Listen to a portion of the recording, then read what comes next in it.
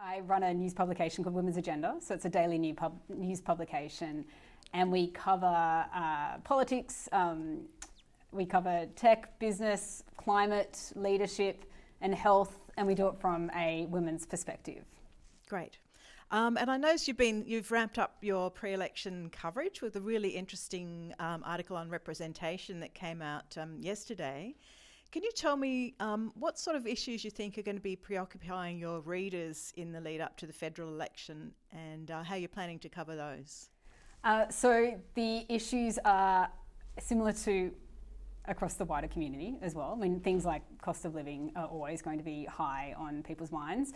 But for our audience, domestic and family violence is huge, and that's the thing they really want to be speaking, they really want to be hearing from politicians on. They really want to be seeing what they're doing. They really want to be seeing more funding in, say, the federal budget that we just had dedicated to that. I might say that one of the positive and bright spots that we've seen is around women's health, and that being the pre-election package, close to more than $500 million that was announced by the Albanese government and was immediately matched by the coalition. I mean, I certainly saw that as a real positive, that women's health was very much on the agenda, so much so that both parties had pretty much decided we don't want to have a fight about this. And even to hear the Treasurer bring up women's health in his budget speech, I thought was really strong and positive.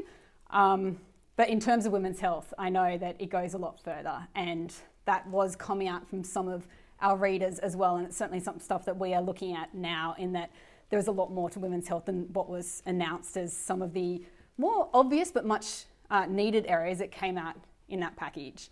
Conversations around menopause are huge for our audience, and that we certainly saw around those menopause clinics that was announced in that budget package, and that did come as as some, I guess, relief or excitement. Again, just this idea that conversation is being heard in the media now, and it's being recognised to the extent that governments are interested in investing in it as well. Yeah, that's right. And there are some broader issues, I guess, that are not as obvious. What's on your mind for the coming election? So my mind is how it will play out, which I can't offer any kind of predictions because I've been so wrong on so many things in the past.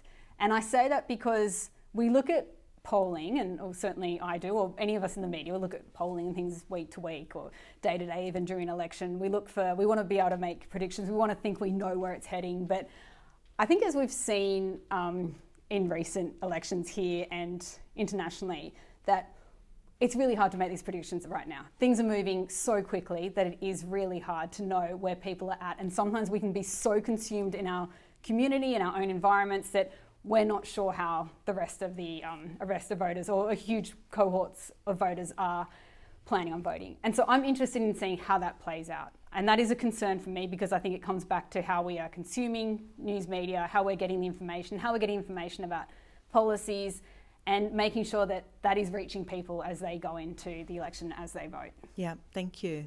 Two quick questions. One about misinformation, disinformation. Is that a big issue for your audiences? Yes. And how do you try to tackle that as a publisher? Yeah, so it is a big issue. And I say that from, I read, and I'm not sure if it could have been on Croakey News, but about how misinformation has been used as a strategy to really push women down, I guess, for centuries. It's always been there. It's been a means of trying to keep women in a place, this idea of misinformation. It's just there. You look at it through history, it's there all along. But obviously, digital media has given the power to amplify all that. So from a health perspective, we see a lot of it where we're seeing people taking advantage, I guess, of people who might be, say, on the topic of menopause. That's a huge, where really ripe for people to come in and start offering all these, random supplements or exercise programs, or the ultimate, this is what it's going to do. This is going to solve everything that's going on for you from this age to this age. And I do see people and our audience, again, getting excited because, people at least are talking about this, and that's something.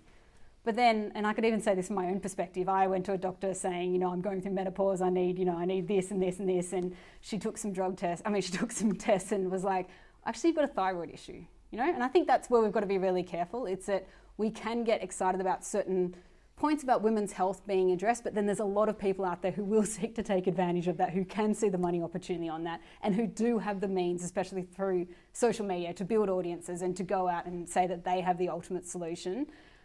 And it might actually be preventing women from going and getting the tests that they need because they're just assuming it is something when it's not. In my case, I was lucky it was something like that. What if it was something far worse than that? And I'd been sitting there thinking, I'm going through menopause and that's why I'm feeling like this. And another question, we at Croakey cover the importance of public interest journalism for health at lots of levels. Why do we need a special publication for women's agenda? Why is that a health issue? Do I call it a health? I won't call it a health issue, but I guess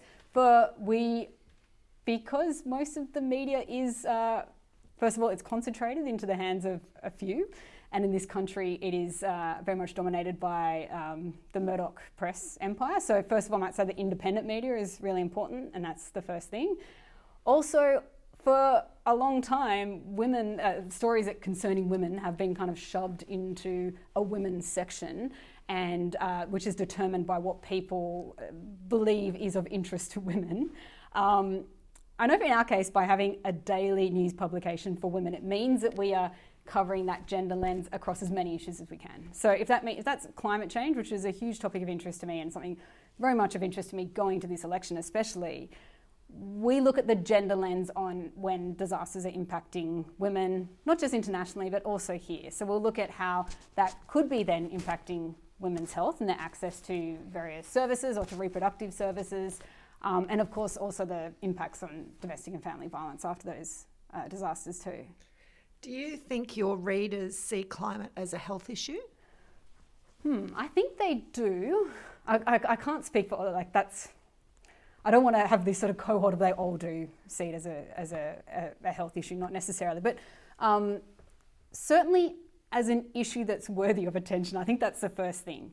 And we can often think that, say, climate is a story that we need to find all these positive angles on, and we need to find a way to keep people engaged because it is too depressing. But if anything, I feel with our readers, they've seen climate change as a reason, something to galvanise around, especially, that it's not being addressed in the way that they'd like to see it addressed. And so that is one thing. And then I don't know if I could say if they see it a health issue, but I know that we've definitely run health-related stories in that, and